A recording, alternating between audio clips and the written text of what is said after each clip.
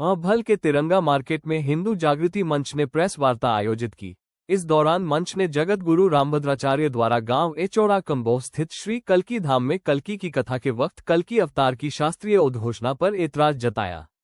मंच के प्रदेश अध्यक्ष अजय कुमार शर्मा ने कहा कि कुछ लोग धार्मिक मान्यताओं को तोड़ मरोड़ कर प्रस्तुत कर रहे हैं, जिससे समाज में अनावश्यक भ्रम उत्पन्न हो रहा है। उन्होंने भगवान श्री कल्की अवतार की जन्मभूमि और कल्की जयंती की तिथि को लेकर रामभद्राचार्य महाराज के बयान पर आपत्ति व्यक्त की। अजय शर्मा ने भविष्य पुराण, कल्की पुराण और श्रीमद् भागवत सहित विभिन्न धार्मिक ग्रंथों का उल्लेख किया। उन्होंने कहा कि सभी धार्मिक व ऐतिहासिक ग्रंथ कलयुग के अंतिम चरण में संभल को ही भगवान श्री कल्की विष्णु की अवतरण भूमि बताते हैं। उन्होंने कहा कि श्रावण शुक्ल पक्ष की षष्ठी तिथि को ही भगवान श्री कल्की अवतार होने का वर्ण मिलता है। इसी दिन संभल में कल्की की जयंती का महापर्व परंपरागत रूप से मनाया जाता है। आचार्य प्रमोद कृष्णम सहित देश भर के कई विद्वान भी इस तिथि को ही जयंती मनाते आ रहे हैं। कृष्ण जी वो कल्की जयंती श्रावण मास की षष्ठी तिथि को मनाते चले आए हैं। संभल में मनाई जाती है, युग युगांतर से मनाई आई है।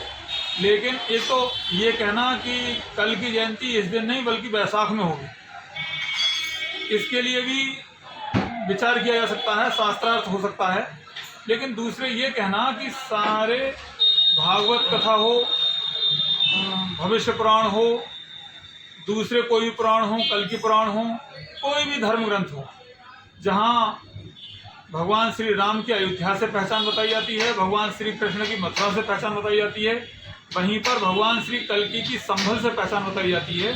और हमने तो कल्की पीठाधीश्वर आचार्य प्रमोद कृष्णम के मुखारबिंद से ही सुना है कि गंगा और रामगंगा के बीच के क्षेत्र में भगवान कल्की का अवतार होगा।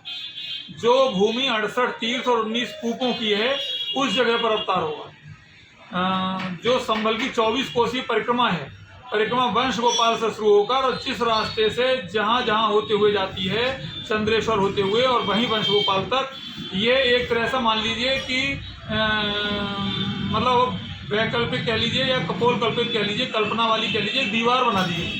इस चहर दीवारी के अंदर ही भगवान कल्की विष्णु का अवतार होगा, इस दीवार के बाहर नहीं। ये रास्ता है परिक्रमा की। एक ये तर्क, बहुत सारे तर्क, जहाँ हरिहर मंदिर है, भगवान कल्की विष्णु मंदिर है, उस जगह पर अवतार होगा। लेकिन एक नई बात सुनने को आई कि भाई संभल में अवतार नहीं होगा, संभल से 35 किलोमीटर दूर किसी गांव में अवतार होगा। और जब वहां होशियार हो जाएंगे, युद्ध करने लायक हो जाएंगे, तब वो संभल की ओर भगवान कल्की विष्णु आएंगे। ऐसा अब तक किसी विद्वान ने नहीं बताया।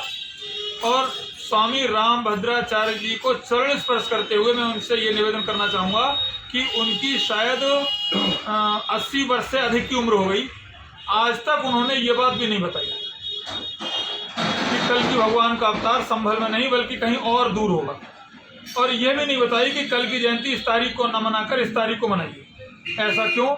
तो हमारा मानना यह है कि वह किसी भावावेश में, किसी के कहने से, किसी भी तरीके से उन्होंने ये गलत व्याख्या बताई है, भ्रम पैदा किया है, गलत तरीके से, गलत ढंग से, गलत मनसा से यह विचार संभल की आबो हवा में तैरा दिया गया है। इसके लिए हम संभल निवासी धर्म प्रेमी कभी भी सहन नहीं करेंगे और परम पूज्य आचार्य जी से और परम पूज्य रामभद्राचार्य जी से ये निवेदन करेंगे कि इसके लिए अपने ही स्तर के उच्च कोटि के सभी शंकराचार्यों से परामर्श करें, शास्त्रार्थ करें और मक्खन निकालकर जो कुछ भी आए निकलकर वो संभल की धरती पर परोसें। अनायास ही हम कुछ भी कह देंगे और उसके लिए संभलवासी और क्षेत्रवासी और संसारवासी मानने को तैयार हो जाएंगे। ऐसा कदापि स्वीकार हम लोग नहीं करेंगे। गीता प्रेस की धार्मिक किताबों से उन्होंने प्रमाण दिए हैं, कहा है कि पुराणों में लिखा हुआ है, स्कंद पुराण में भी लिखा हुआ है। स्कंद पुराण में ऐसा कहीं भी लेख नहीं है। अगर लेख है तो मैं ये कह रहा हूँ कि हम जैसे लोग स्वामी रामभद्राचार्य जी के स्तर के कतई नहीं, धूल मिट्टी भी नहीं। स्वामी कैलाशानंद जी ने भी उनका समर्थन किया है इस बात पर। स्वामी कैलाशानंद जी ने ये नहीं कहा कि मैं उनकी हर बात का समर्थन है, लेकिन उन्होंने तिथि पर और कल की जयंती पर कोई समर्थन नहीं किया है, किसी विद्वान ने नहीं किया है। सभी धर्म ग्रंथ, सभी धर्म ग्रंथ, सभी पुराण, सभी शास्त्र और सभी विद्वान आज तक यही स्तुति करते आए हैं संभल की धरती की। डोंगरे जी महाराज भी संभल की कल्कि विष्णु मंदिर के पुजारी के चरणों की रज को उन्होंने अपने मस्तक से लगाया, ऐसा भी किंवदंती है, ऐसा भी लोगों ने देखा सुना है।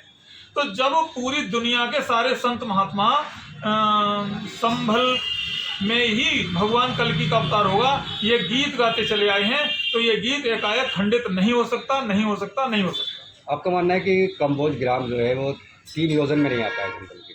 बिल्कुल नहीं आता। और मैंने बताया संभल की जो परिक्रमा की गई है वो परिक्रमा के रास्ता देवताओं द्वारा तय किया हुआ है। एक एक किसान के लिए, एक एक मजदूर के लिए, एक एक व्यक्ति के लिए ये है कि जब परिक्रमा करते हैं तो उन्हें पद चिन्ह कुछ आगे मिलते हैं और कहते हैं देवता निकल कर गए हैं। अर्थात जिस रास्ते से परिक्रमा संपूर्ण होती है वह रास्ता चहारदीवारी मानकर अंदर अंदर का क्षेत्र संभल ग्राम कहा गया है। वहीं पर और केवल वहीं पर भगवान कल्कि का अवतार होगा। सर आचार्य जी ने अनाउंसमेंट भी किया है कि हम वैशाख की द्वितीय पक्ष की तिथि को मनाएंगे। वो संभल की परंपरा को क्यों तोड़ेंगे, कैसे तोड़ेंगे, तोड़ने में क्या हित है, ये तो उनका बड़ा और उदारवादी दिल होगा, मन होगा, वो क्यों कर रहे हैं ये विषय तो उनसे पूछा जाएगा, ये प्रश्न उनसे पूछना चाहिए आप लोगों के लिए। लेकिन उन्होंने ही ये प्रचार किया है कि आज कल्कि जयंती है। उन्होंने कल्कि जयंती अपने यहाँ जब जब की है तब तब संभल के मुख्य मंदिर पर आकर, कल्कि विष्णु मंदिर पर आकर मत्था टेका है।